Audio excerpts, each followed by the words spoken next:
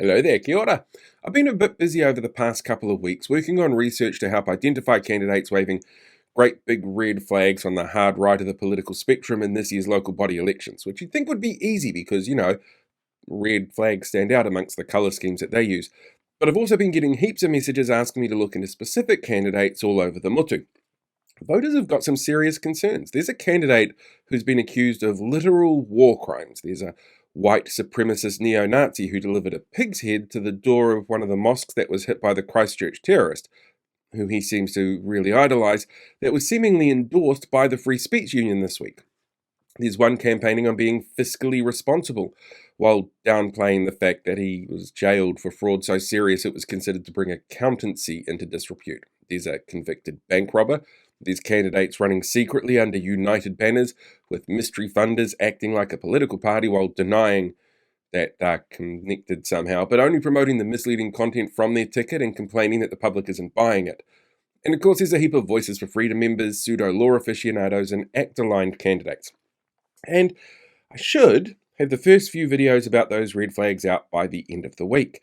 But I thought I'd start the week with something hopeful about local elections from a toolset used to give us an idea how people are feeling, which will make your emojis and comments on Facebook seem a lot more important by the time that I'm finished. In politics, we can use a metric known as sentiment tracking. It's a way to monitor and analyze the way that people are feeling about, well, things, brands, topics, people, events.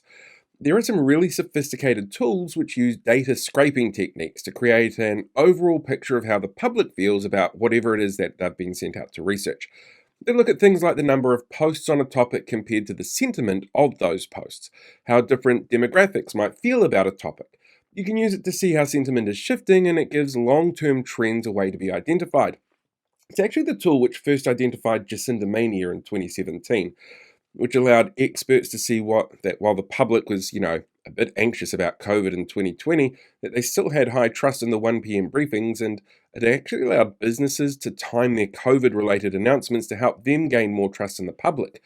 It showed us that TOP in the general election had a really small band of very loud supporters, but not the wider general support that the party claimed that it had in 2023. It was also used to identify trends in disinformation around the Parliament protests that highlighted that a really small number of sources with a hyper-engaged user base shaped public perception of the event, and it's been really accurate in tracking local body election outcomes.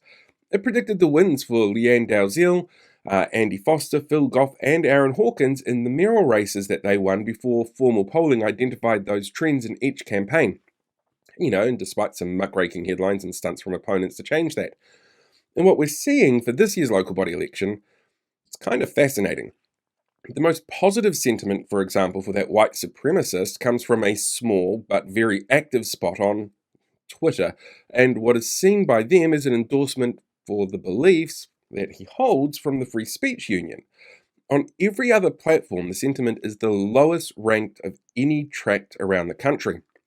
In Wellington, sentiment tracking shows an immediate increase in negative sentiment towards Ray Chung and anyone associated with his Independent Together campaign, even after some of them left, at the time that email about Tory and the rumour Chung heard was released.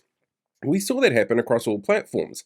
In the Waikato, Better Waipa is getting next to no support outside of their dedicated fan base of people who think that the Wellington protest was one great big love-in, including one of their candidates, and no traction on any platform other than Facebook. In Hamilton, Better Hamilton is getting negative sentiment tracking across all platforms, with people getting upset that they're claiming to be both a political ticket and denying it, claiming that they have candidates running in media, but the running candidates not openly promoting their links to the group.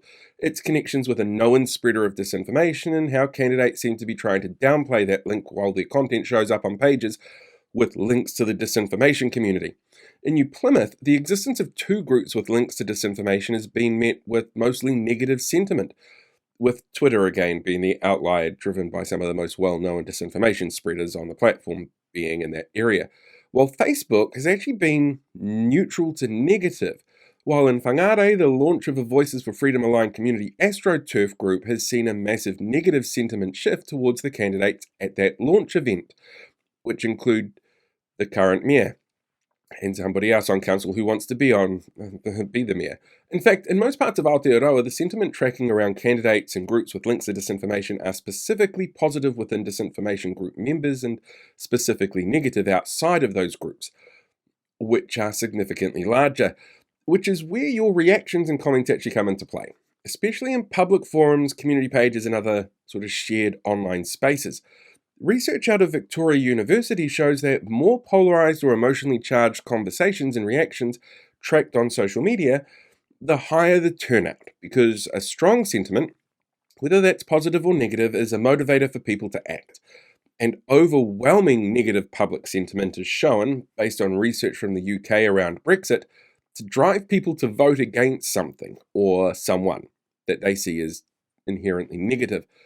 So while it won't cause an increase in turnout in isolation, sentiment tracking gives us the data and tools to be able to work out what the wider public is thinking and show us the importance of getting involved and telling the world that you don't want a white supremacist Nazi running for mayor.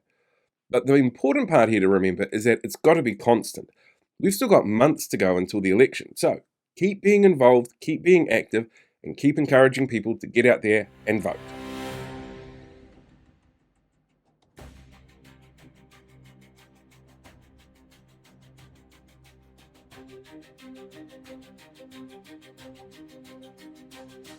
Hey, thanks for checking out today's video. Make sure you like, share, subscribe so you get more updates as we go along and deal with these guys for the rest of the year.